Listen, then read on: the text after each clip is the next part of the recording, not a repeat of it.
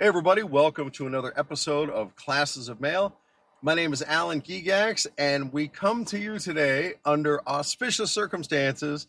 Dude, you would not believe the letter that I got delivered to me at my station today. With me today is special guest Michael Brazenly, my running mate for Branch 2502. Michael, say hello. Hi, everyone. Yeah, buddy. So, dude, when I got this letter, we knew we had to come on here and address it. All right, so let me set the stage for you. I'm putting my mail up in the morning at my station, and the supervisor comes over and hands me a letter. And it's been through the processing. It has a canceled stamp on it. And it says, it's addressed to East Las Vegas Post Office, attention Alan Gigax, with the station's address. And then in the return address, it reads CLC, Las Vegas, Nevada. So, I know the CLC. I like those guys. Let me see what this is about. So I open it up, and it is not a letter from the CLC. It is a letter that is sent to me anonymously, because you know who sends anonymous letters? Fucking cowards. And here we go. This is how it opens. This letter is for anyone who plans to challenge the present officers of NALC Branch 2502. Really? For anyone who plans to challenge? As if this is being sent to somebody besides me. Michael, did you get one of these letters today? No, I did not. No, you did not. Isn't that something? Yeah, I'm almost positive I know who this letter came from. It was not a official of the concerned letter carriers, but I can't prove that I know who it came from, so I'm just going to keep reading, because this person identifies themselves. They write to continue. I am a retired letter carrier here in Southern Nevada that used to be involved with their union activities.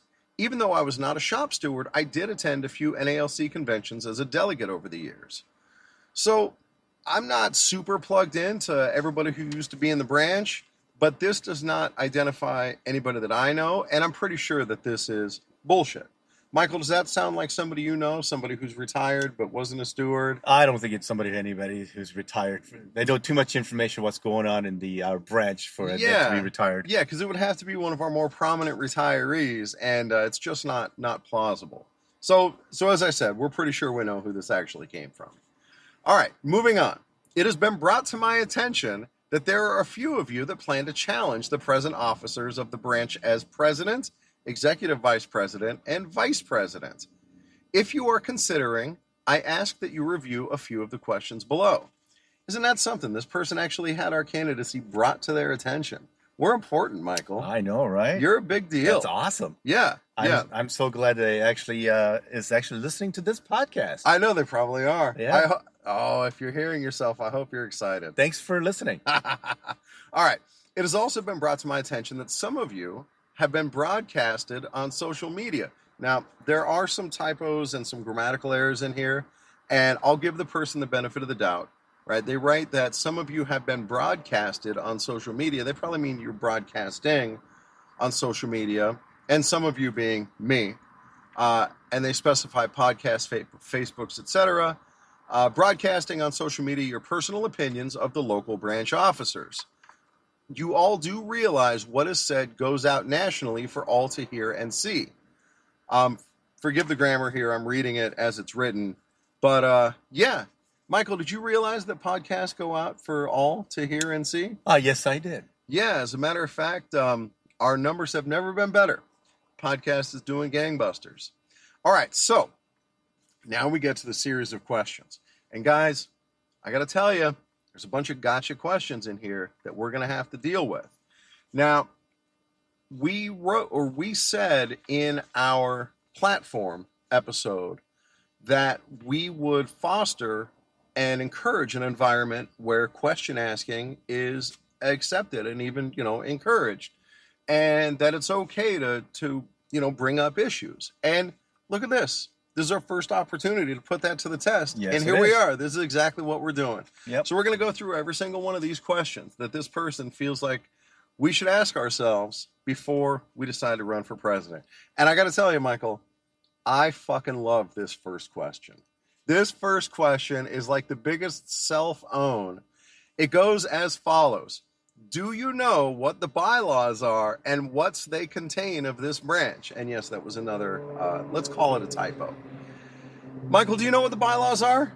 Well, I've read the bylaws only because Uh, we never got the bylaws ever since I've been in the branch 2502. I yeah. actually had to ask our secretary, and he actually gave me the copy of the bylaws. Yeah, I went And through the same thing. I also wanted to get a copy of the bylaws, and it just so happens the link to them on our website is broken. And so can't get the bylaws there. So I had to ask 4 times to get the bylaws. Go ahead. didn't you read the bylaws where it says that they're supposed to give it to the carriers when they first get hired? Isn't that something? Not only have I read the bylaws, but yeah, in the bylaws, it says that everybody's supposed to get a copy of the bylaws, including new employees. And oddly enough, new employees aren't getting a copy of the bylaws because they're not around. And apparently because the current officers aren't interested in abiding by the bylaws. And there's more examples than just that. But yeah, the very first thing, do you know what the bylaws are and what's they contain of this branch? Yeah, dude, that's why I'm running, because the bylaws are being ignored. Let me give you guys another example of what's in the bylaws that really rubs me the wrong way. When the branch, I know I've talked about this on other episodes, but this questioner brought it up, and so I feel like it needs to be addressed. When the branch pays for an officer to travel, or someone from the branch to travel to go get training or to attend a special meeting, then when they get back within 45 days, they are supposed to hold a seminar at our branch office at the Union Hall so that people can come and, you pass along that knowledge. And if they don't hold that class for anyone who's interested within 45 days, they're supposed to pay the branch back for that expense. The number of classes that are held in our branch is 0. And how many times do you think our branch has been paid back for that travel? There's just another part of the bylaws that they are not interested in. It reminds me of a scene from Pulp Fiction when they're at Quentin Tarantino's house and they say, hey, Quentin Tarantino asks him, when you came pulling in here, did you get handed some bylaws? No, you didn't. You know why you didn't get those fucking bylaws? Because abiding by the bylaws ain't our fucking business. That's why. And apparently that's the way our branch is being run. So I hope that addresses question number 1. Yes, we do in fact know what the bylaws are and what they contain of this branch. All right, next. Do you know how to properly preside over a union meeting? Well, it just so happens that a few weeks ago on this podcast, I read through Robert's Rules of Order and talked about the proper running of a meeting. And on that episode, it makes me worry that this person's not a listener. Because on that episode, yeah, I talked about how to actually run the meeting, what the rules are, how to make sure everybody gets their voice. And Michael, isn't that also part of our platform? Yes, it is. Yeah. And then talking about the Roberts Rule, well, I would imitate our branch presidents we have right now, and it is a learning experience. So, if I remember correctly, in the bylaws and our Constitution says that anybody can run for office. It does say that. Yeah, dude, that's true. It true. doesn't say that you have to have all this knowledge. That doesn't include us, though, right? I guess I don't know. Maybe it does. Yeah. All right. So yes, we do know how to preside over a meeting, and thank you for asking, whoever this person is. Next, other than grievances, do you fully know all of the responsibilities of the branch president, vice, and executive? Now, that's a big word. Probably not. I'll be honest. I probably don't know every single thing that person has to do. But you know who also doesn't know every single thing that person has to do? The current branch president, vice, and executive. I can't speak to the executive. She seems very competent to me and maybe does do all that stuff. And, the point is, this stuff is laid out in the Constitution, which I'm reading right now and on Classes of Mail and in the bylaws. So yeah, it's laid out. And then when we were at the convention, we went to the classes about running the branch finances and branch communication and things like that. And yeah, I feel like we're ready for that. Michael, do you feel ready? Oh, we went to that class, so hopefully that wasn't for nothing. Speaking of that, what's funny is that we went to that class. We went to a class on branch leadership, and it was talking about how if people have something to contribute to your branch, you want to make sure you embrace that and you don't hold those people back. And we look over to our left, and our current branch president is sitting over there. And it's like, dude, how is this guy in the same class? And yeah, I guess it doesn't always take. All right, next, do you know the requirements of ULAN, ULAN? And then the next question dovetails in that. Do you know what ULAN is? So that is the United Labor Alliance of Nevada. And no, I didn't have to look that up. This is how unions like work together and help each other out. Michael, you ever heard of ULAN? Yes, I have heard of ULAN, but I mean, to be honest, Yeah. I don't know the whole function of the ULAN, but I am sure as the president of the branch that I will find out. Yeah. And that I will do what I need to do to be united with the ULAN and Yeah, get things done. We plan to be fully active parts of the labor movement in Southern Nevada. And so this is something that is fully achievable. Yes, we're already familiar with the United Labor Alliance of Nevada. Next, Michael, this is a real stumper. All right, put your thinking cap on. Yeah.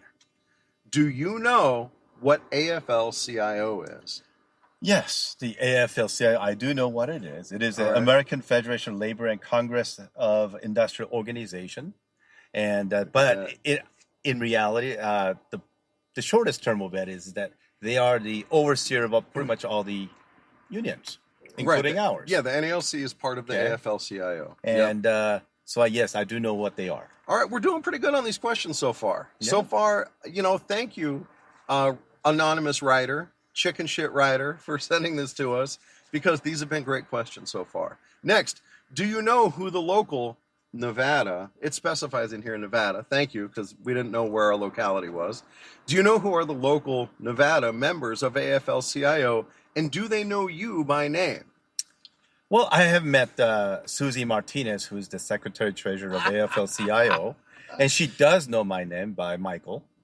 And I do know a few more people that's in the AFL-CIO, and including that I am a member of the APALA group, which is the Asian Pacific American Labor Alliance of AFL-CIO, and I am currently running for vice president on that too. So I am a very active in the AFL-CIO.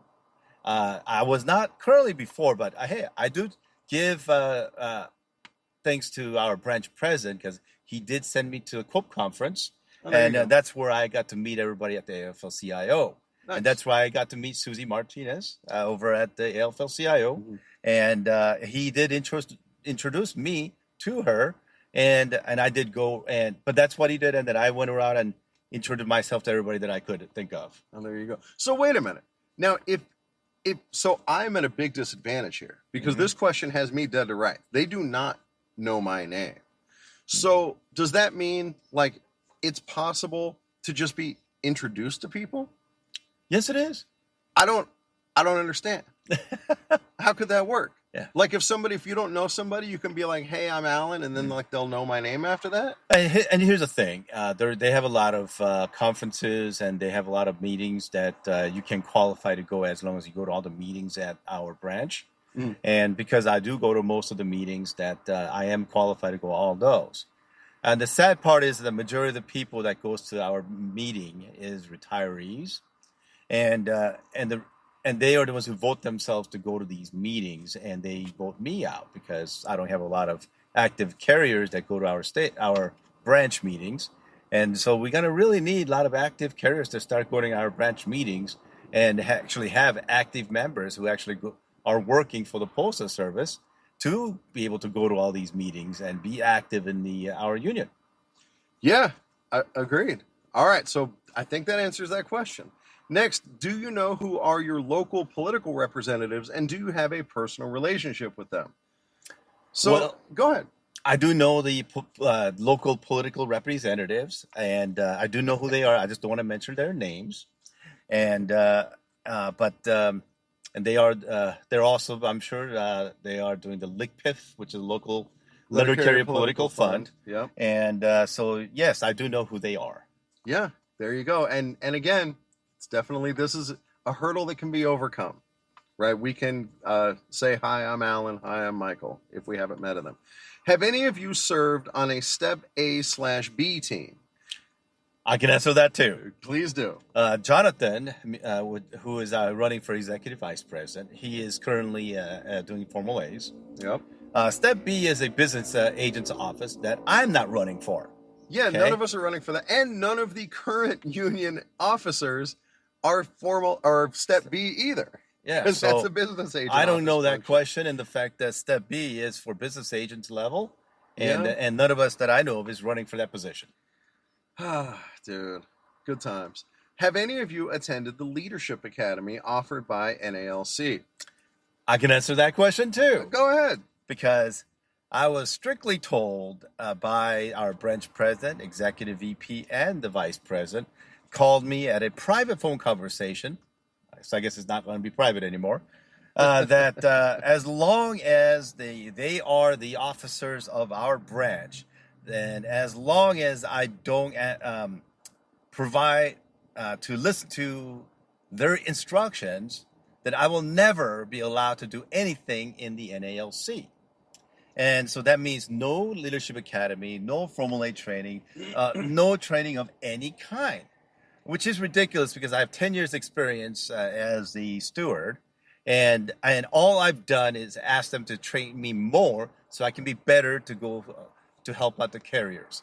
And our branch office have basically told me that I will never be allowed to learn any more to be better to help out our carriers. Well, it turns out they were mistaken about that, because you are going to be the next branch president, and that's where this attitude is going to change. So I'm going to take a break from this letter for just a second to talk about, this is one of the key differences between Michael and Jonathan and me and who we currently have down at our union hall, because we actually want as many people as possible to be as trained up as possible.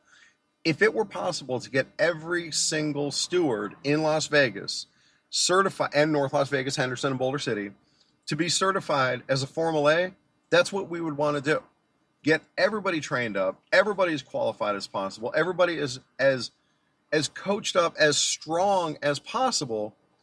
And the whole idea of like intentionally holding that back from people who want to help the union is madness. And I can tell you that attitude ends at this next election. Dude. All right, moving on. Do any of you know any national officers, and do they know you by name? Yes. Yeah, me too. In fact, during the convention, I got to meet a lot of the officers. I guess I kind of did not talk to Brian Renfro or Paul Barner, Yeah. but I do know James Henry very well, including back in the day when he was an RAA, which is regional assistant, and for our business agent, and he came here to do a lot of training, and he knew that I fought hard for my carriers at my station, especially for harassments, and he has helped me a lot to make that work. And so he knows me by name. And so when you say that I don't know who any of the officers, that's BS, because I know James Henry very well. Yeah, and of course he knows me by name as well, and he called me a couple days ago to confirm that he will be coming on my podcast in the near future. Was I not supposed to? Well, all right. I mean, it hasn't happened yet. When this airs, it'll still be in the future, because it's still in my future. But yeah, that will be happening. There are national officers who know me by name, and Chris Jackson, who I've met as well. And there are. So, dude, we're doing pretty well on this. You know, maybe this letter actually came from somebody who is a closet supporter of us, because I got to tell you, if they were planning on holding us down, this is a total backfire. All right, moving on. Do you know who our business agents are, and do they know you by name? Oh, boy, they know me by name very well. They do. Keisha Lewis is our business agent, Yep. and I've sent her many emails. I've called her multiple times, and I've had many times where branch president was so angry that I called her. So I do know that she knows my name very well. Yeah, and of course my Carrier Academy issue went through the business agent's office, and you guys have all heard that story. But then there's also National Business Agent Mike Cariff, who we've gotten to know, and I have an agreement in principle with him as well to come onto the podcast and do some education. So there's that upcoming. So yeah, and then of course the future business agent for Region 8, Corey Walton. I've had a few conversations with that fella as well. So yeah, another yes. Dude, we are crushing this letter. Right. Yeah, dude, we're killing it. Do you know who are the present postmasters of Las Vegas, North Las Vegas, Henderson, and Boulder City, and do they know you? Well, let me answer that question Go also. ahead. Okay. Well, I do know that we got a new postmaster of Las Vegas, and I do know his first name is supposed to be Frank. I thought maybe somebody said Frank Lynn, but who knows? Okay. And Franklin is a first name. That's a full first name. yeah, It's hard to tell, right? it could be We don't it could know. be Frank Lim, Dude. Frank Lynn. I don't know. Okay. Look, if you don't know the name of the postmaster who just got into our city like 2 weeks ago, No, maybe you're not like a fit- week ago. Ah, well, okay, then I'm going to let that slide. All right. You know, this may be an obstacle we can overcome. But here's what I do know. Yeah. Okay. Is that all those postmasters will know my name very well. You goddamn right. And that goes right into the next question, which is the same question about station managers. And yeah, obviously that's who we'll be dealing with. And yeah, they're going to know our names all too well. But, you know, ideally, we're going to train up. This will take time, but we're going to train up informal A's to also be formal A's so that they can handle these things within their own station. And it frees up the folks down at the hall to do high-level stuff, to do leadership, to do training, to do the things that we're supposed to do that are in our bylaws. You remember bylaws from the first question? Yeah.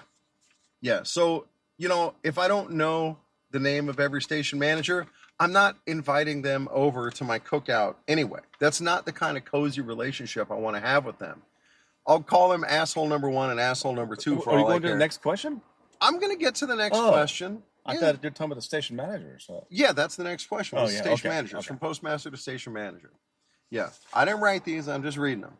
So yeah, we can handle it. All right, next. Do you know any or all of the members of the local labor relations? No, you skipped it. How many station managers do you know other than yours? Oh, I just gonna answer a quick question to that. All right, go ahead. Quick answer to that. Yeah, question. dude, I don't want to hold you back. Most managers, yes, I do know a lot of the managers. All right, but most of them hate me. You goddamn right. Yeah, we're not trying to have this cozy relationship where we make sweetheart deals with management, where we settle grievances without even looking at them. That is not the kind of administration that we are going to run. Which is, again, part of the reason that we want to have the people most invested in those grievances handling their grievances. Now, don't get me wrong. They're not hating me just because they don't like how I look or whatever. Okay. They're hating me because I keep filing grievances because they broke the rules. You're damn right. Damn right. Yep. All right, next. Do you know all the members of the local labor relations team? Do they know you by name? We don't have to say their names. I don't have to say their names, but here's one thing I do know. Yeah. One of the HR guys that I used to work with, he used to be a clerk at Summerlin. Oh. And he told me one day, he goes, man, how is it that your name goes through all the emails, through all the management's computers? You are like the number one name around all the computers. Yeah. I said, oh, thank you. Yeah. You're damn right. Mm-hmm. And I know one of the labor relations guys. He used to be a supervisor at my station in East Las Vegas, and he was a really good dude. He was one of the good ones. And, you know, he got passed over for a promotion.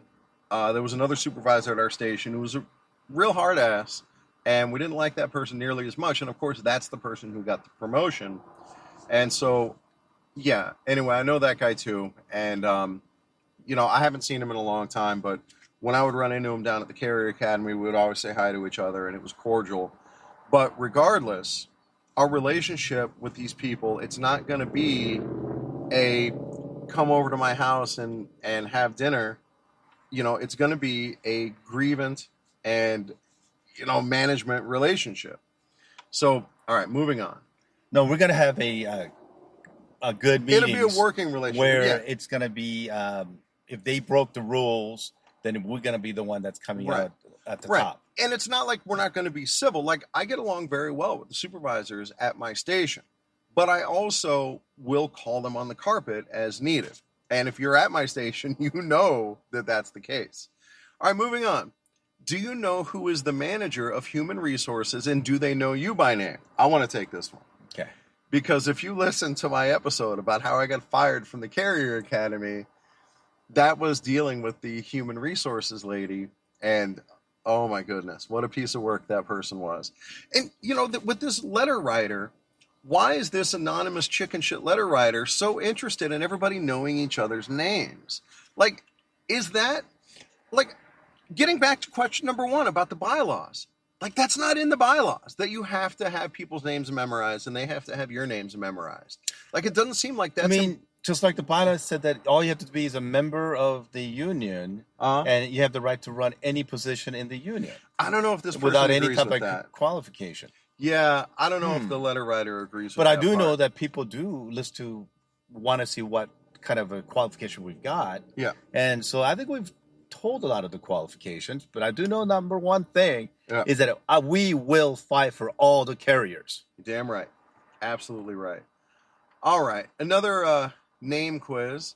We'll just go through these last few.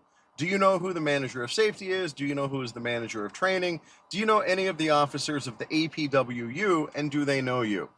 So, guys, it's a meet and greet down there. I guess that's what's going on, right? If the I mean- half of these questions are Like, just to Go answer a ahead. quick answer to the Yeah. APW thing, yes, I do know because the vice president of APW works at my station. there you go. Yep. And of course, when we're down at the Union Hall, we'll be sharing a building with the APWU. So half of these questions are about, do you know this person? Do they know you? Like, how is that the qualification for being an effective leader? This is ridiculous. So this fan letter that came to me at my station, that's all the questions. Yeah, I'm going to read the last paragraph. Don't you worry about that. These are the questions that we need to ask ourselves. And so, look, Michael and I are about transparency. We got sent this list of questions and we're answering them. All right? And let's assume this was intended to be criticism. Well, we're owning the criticism and addressing it. And that's the way it's going to stay. So if you want branch leadership that you can talk to, that you can address your issues with, here we are, addressing the issues. And now we move on to the salutation, the sign-off. As you can see, these are just a few of many other questions I ask you to consider as you contemplate on running for an officer of this branch. Again, forgive the grammar. I'm reading it as it's written. Perhaps take the next couple of years or so and familiarize yourself with the actions and duties of the officers of this branch. I'm sure there is a lot more to learn. And again, one final grammatical error to finish it off. Go ahead. All right. Well, first of all, it says to give it 2 years to learn all that extra stuff. A couple of years or so. Well, Yeah. that's kind of funny because the branch president, executive vice president, and the vice president told me personally they'll never allow me to learn any more in our branch or the national. They will all forcibly make sure that I can't go anywhere to learn any more things. So how is that possible? And if that's exactly right, right? We're actively being held back by current branch leadership. I mean, dude, I am still an alternate steward, despite the leadership I'm giving at my station, despite the grievances I'm filing. They will not make me a full steward, even though there is a vacancy at my station. So yeah, that's what we're up against. And that's that entrenched force that we're fighting. The real point of this letter is this is what we're up against. This is the inertia that's at the branch office right now at the hall, where knowing people's names is more important than knowing how to effectively run a branch, how to effectively teach people, how to effectively empower the people at your branch who are doing the work. This is what they're focused on. Whose name do you know? I don't give a shit what your name is. If you can help the branch, you're on board. I'm going to do whatever I can to empower you to help the branch. And if you're fighting against the branch, then to use an old-timers expression, your name is mud. And we're going to be going after you. And we're going to do what it takes to protect our letter carriers. So go ahead. As officers, we will never retaliate. Oh, no. No, that's not what I mean. Yeah, not against our own people. I'm more thinking in terms of management. But yeah, dude, you're exactly right? We have a non-retaliation policy that we absolutely will strictly adhere to. Let that message be heard loud and clear. If you are currently a Formal A and you're worried what's going to happen when Michael and Jonathan and I get elected, you're going to still be a Formal A. You may have to survive your own station election, but that, I don't know if that's going to be an issue for you or not. That's got nothing to do with me. But if you want to serve the branch, we want you to serve the branch. and that is not going to change. Dude. All right. That's I hope more people will actually send us some more letters. Yeah, maybe. send us And letters. we'll answer all those questions. Yeah, dude. Yeah. Yeah, this was really something. Oh, and of course I have access to people in the CLC, and this letter did not come. It was not authorized by the CLC. So there's that as well. So in addition to being a chicken shit, this person also a liar. So that is the letter from a coward, and I think we covered it. Yeah. All right. We look forward to getting more viewer or listener mail. That's all for now, guys. Thanks for listening. Catch you next time.